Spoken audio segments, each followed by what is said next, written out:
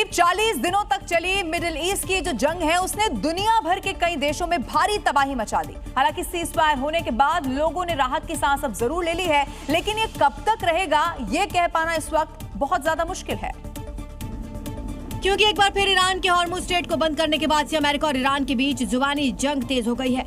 जहां IRGC ने धमकी देते हुए कहा अमेरिका की नाकाबंदी हटने तक हॉर्मुज को बंद रखा जाएगा। ईरान ने साफ किया ट्रंप की धमकी से हॉर्मुज नहीं खुलने वाला, बल्कि दुश्मन के हर जहाज को निशाना बनाया जाएगा। तो वहीं अमेरिका की धमकी के बाद ईरान ने चेतावनी दे डाली है कि इस बार अगर युद्ध शुरू हुआ तो पूरी दुनिया इसके प्रभाव में आएगी। ईरान के रेवोल्यूशनरी गार्ड IRGC ने जहाजों को VHF संदेश जारी कर कहा किसी भी देश का कोई भी जहाज अब इस रास्ते से नहीं गुजर सकता। IRGC का कहना है ये फैसला तब तक लागू रहेगा जब तक अमेरिकी नौसैनिक नाकेबंदी हटाई नहीं जाती। साथ ही ईरान ने यह भी कहा अब इस जलमार्ग से गुजरने के लिए उसकी मंजूरी जरूरी होगी। ईरान ने डोनाल्ड ट्रंप के बयानों को खारिज करते हुए कहा उनके बातों की अब कोई विश्वसनीयता नहीं रह गई है। अब जहां एक तरफ अमेरिका और ईरान के बीच तनाव एक बार फिर से बढ़ता हुआ नजर आ रहा है, इन सब के बीच ईरान के कमांडर मोहम्मद रेजा ने बड़ी चेतावनी देते हुए दुनिया को चौंका कर रख दिया है और कहा कि इस बार जंग शुरू हुई तो ईरान नई मिसाइलों से हमला करेगा। ईरान की मिसाइल बनाने की ताकत को कोई नहीं रोक सकता। इस बीच अमेरिकी खुफिया रिपोर्ट के मुताबिक ईरान के पास अभी भी करीब 40% लंबी दूरी के ड्रोन और 60% बैलिस्टिक और क्रूज मिसाइल लॉन्चर मौजूद हैं। तो वहीं 8 अप्रैल के सीज फायर के बाद 100 से ज्यादा सिस्टम, बंकर और टनल को ईरान ने फिर से रिकवर कर लिया है। तो वहीं आकलन ये भी है कि ईरान अपने प्री वॉर मिसाइल स्टॉक का 70% तक फिर से हासिल कर सकता है। इस बीच IRGC ने चेतावनी देते हुए संकेत दिया कि ईरान किसी भी नए संघर्ष की स्थिति में नए हथियारों के साथ हमले करने के लिए पूरी तरह से तैयार है, क्योंकि हमारे पास अभी कई नए हथियार बचे हुए हैं।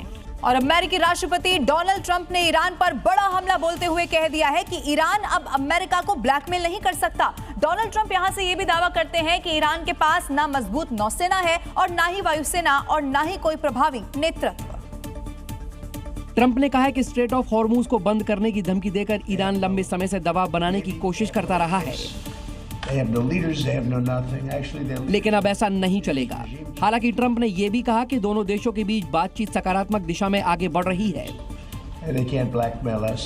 ट्रंप ने कड़े शब्दों में कहा कि ईरान अमेरिका को ब्लैकमेल नहीं कर सकता और उसे अपने पुराने रवैये से बाज आना होगा। ट्रंप के सख्त रुख के बीच अब नजरें इस बात पर हैं कि बातचीत का नतीजा क्या निकलेगा। मिडिल ईस्ट की बात की जाए तो ईरान और अमेरिका के बीच तनाव लगातार बढ़ता जा रहा है और इन सब के बीच ईरानी संसद के अध्यक्ष गालिबाफ ने आग में घी डालने का काम कर दिया है और गालिबाफ ने अमेरिका की सैन्य रणनीति पर सवाल उठाते हुए उसे पूरी तरह से नाकाम बताया। इतना ही नहीं, गालिबाफ ने चेतावनी देते हुए ये तक कह दिया कि ईरान वेनेजुएला नहीं है। इस दौरान गालिबाफ ने साफ लफ्जों में कह दिया है कि ट्रंप ईरान की सरकार बदलने और उसकी मिसाइल क्षमता को खत्म करने में नाकाम रहे। गालिबाफ यही नहीं रुके और अमेरिका को चेतावनी देते हुए बोले कि अमेरिका के पास पैसा और मॉडर्न हथियार ईरान से ज्यादा हैं। इसके साथ ही दुनिया भर में हमले करने की वजह से उनके पास अनुभव भी ज्यादा है, लेकिन सिर्फ पैसा और ताकत जीत की गारंटी नहीं होते।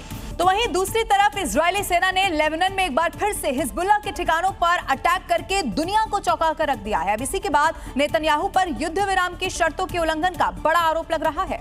दावा किया गया है कि IDF ने हिजबुल्लाह के टनल पर जोरदार हमला बोला। लेबनान में हिजबुल्लाह के ठिकानों पर जमकर बम बरसाए, जिसकी तस्वीरें भी सामने आई हैं।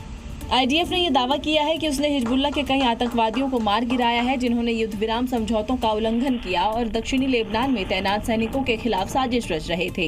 हालांकि इन हमलों के बाद इजरायल पर युद्ध विराम को तोड़ने के बड़े आरोप लगा रहे हैं। इस बीच इजरायल की सेना का कहना है कि 401वीं बख्तरबंद ब्रिगेड के सैनिकों ने आतंकवादियों के एक गुट की पहचान की जिन्होंने युद्ध विराम समझौतों का उल्लंघन किया। IDF का कहना है कि खतरे को खत्म करने के लिए इजरायली वायुसेना ने हमला किया और आतंकवादियों को मार गिराया।